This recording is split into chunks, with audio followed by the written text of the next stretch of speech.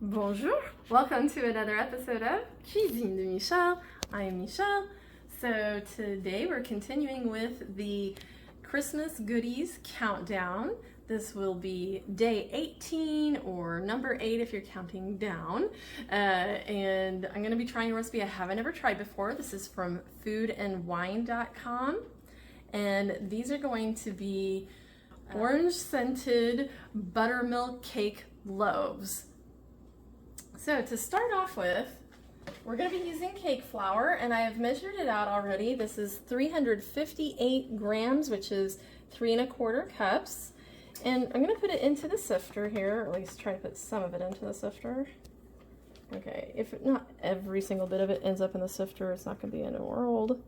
We just want the most of it to get sifted. All right.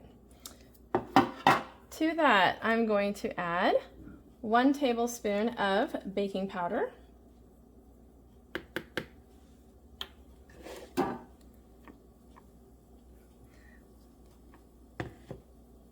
1 teaspoon of salt, and 1/2 teaspoon of baking soda. And then we are going to be whisking that all together.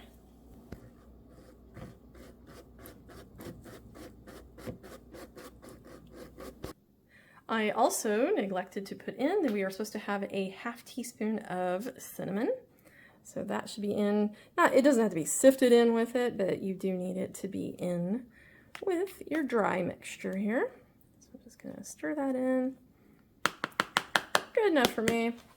We will set the dry ingredients aside, and you also are going to need 3 loaf pans. Now, these are disposable. You can use regular ones if that suits you, if you happen to have 3 loaf pans. The original recipe says they are to be 8 by 4 inches. The ones that I bought are 8.7 by 4.5, so my loaves might not be quite as tall as the original recipe, but I think that's going to be just fine.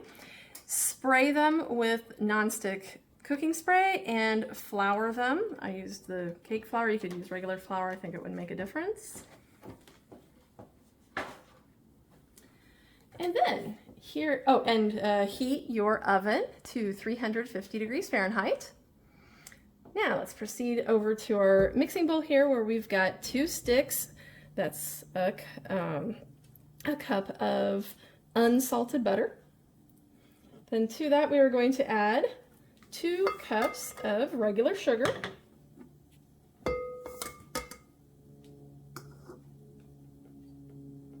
and a 1/2 tablespoon of orange zest. Once you have those all in, we are going to turn this on to cream our butter and sugar together.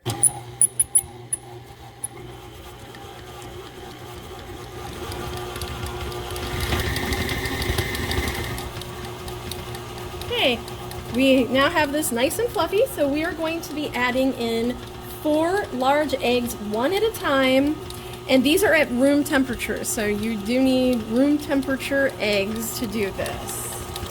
In fact, all the ingredients are at room temperature.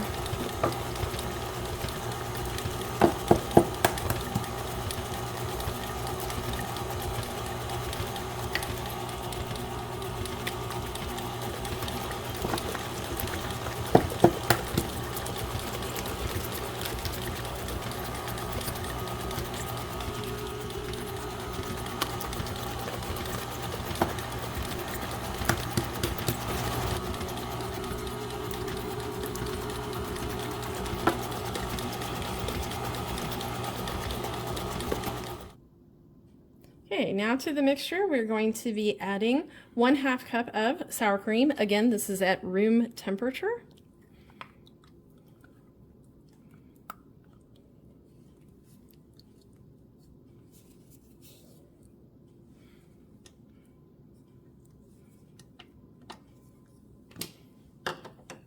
And a 1/2 tablespoon of vanilla extract.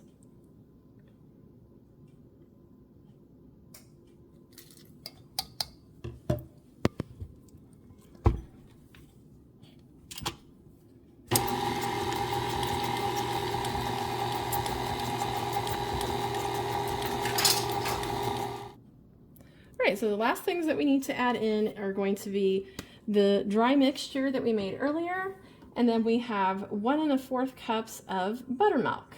But we are to put these in alternating, so we're going to start with a bit of the dry ingredients. It says that we should be starting and ending with that. So I'm going to just put in some of it. And I'll mix that in. And then after that gets mixed in, then I will put in just a little bit of the buttermilk, and I'll keep continuing that until they are all, it says gently folded in here.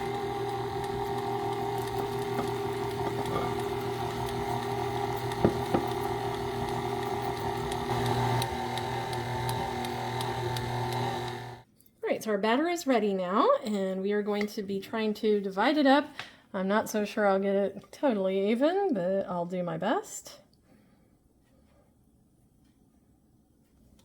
All right, once you've gotten them into the pans as evenly as you can, you're supposed to spread them out, kind of make the top nice there. And then you'll also want to tap them gently, so I'll just go ahead and do that, like that, maybe once or twice. And that just kind of pulls some of your air bubbles up. After you have gotten them all spread out like this, you're going to be transferring them to the oven to bake for 45 minutes. Okay, so these have just come out of the oven, and if you put a toothpick in, it will come out clean. There may be a couple of crumbs, moist crumbs on it. That's also okay.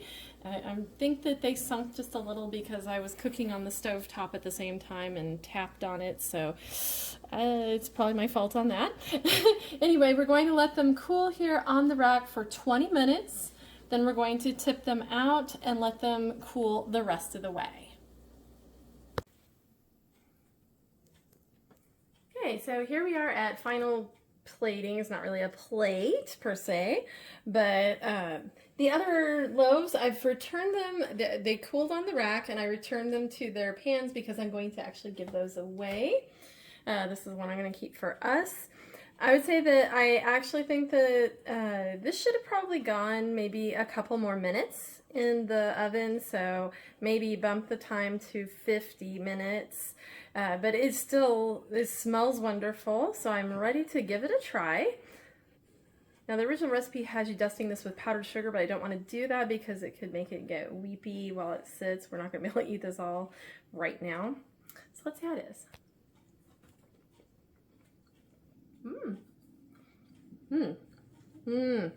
The orange is very present, very, very nice. The cinnamon is very, very light, so there's really not enough there to tell. It just kind of gives it a background note, but mostly it's the orange that comes through for us here. Great texture. Like I said, it is very, very moist. It could go just slightly longer. It's still great the way it is, but I think that may have been the other reason why mine turned out just a little bit sunken in the middle. But I would make this again for sure. It's very, very tasty, and I think it's going to make a great gift to some of my neighbors. Anyway, thank you again for joining me for another episode of Cuisine Michel. Please be sure to like, share, subscribe, and leave a comment, and we'll see you next time. Au revoir!